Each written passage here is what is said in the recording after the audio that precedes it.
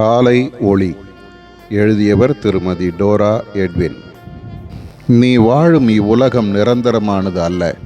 இதை நீ நன்கு அறிந்திருக்கிறாய். ஆனாலும் சில வேளைகளில் உன் பேச்சும் உன் கிரியைகளும் இந்த உலகமே உன் கையில் உள்ளது போல காணப்படுகிறது. உன் கருத்தும் உன் கவனமும் தேவையற்ற காரியங்களில் ஈடுபட்டு உன் நாட்கள் வீணாவதை காண்கிறேன். உன் கடமைகளில் 100க்கு 100 உண்மை தேவைப்படுகிறது.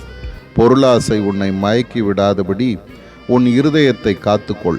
என் வசனங்களும் வாக்குதத்தங்களும் உன் அனுதின வாழ்வை கட்டுப்படுத்தட்டும். என் வருகை சமீபம். ஆகவே ராஜ்யம் வருவதாக என்று அடிக்கடி வேண்டிக்கொள். கொடுமையினால் பூமி நிறைந்து கிடக்கிறது. சிறிய குழந்தைகள் கொலை செய்யப்படுகிறார்கள். தகப்பனில்லாத ஒரு சமுதாயம் உருவாகி கொண்டிருக்கிறது. மாறி மாறி வரும் எல்லா சூழ்நிலைகளின் மத்தியிலும் உன் இருதயத்தின் ஆழத்தில் இதோ சீக்கிரமாய் வருகிறேன் என்ற மெல்லிய சத்தம் இடைவிடாது தொனித்து கொண்டிருக்கட்டும். ஒரு விளக்கை போன்று அது உன் உள்ளத்தில் எரிந்து கொண்டிருக்கட்டும். சகல கிரியைகளும் அதன் வெளிச்சத்திலேயே செய்யப்படட்டும்.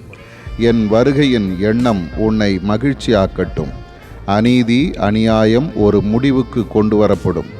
விழிப்பு உன் தேவை. உன்னை பரிசுத்தப்படுத்து. உன் விளக்கில் எண்ணெய் சேகரித்து வைத்துக்கொள். அன்பின் ஆவியால் நிறைந்திரு. ஆதார வசனம், இதோ சீக்கிரமாய் வருகிறேன். அவனவனுடைய கிரியைகளின்படி நான் அவனவனுக்கு அளிக்கும் பலன் என்னோட கூட வருகிறது. வெளிப்படுத்தல் 22:12.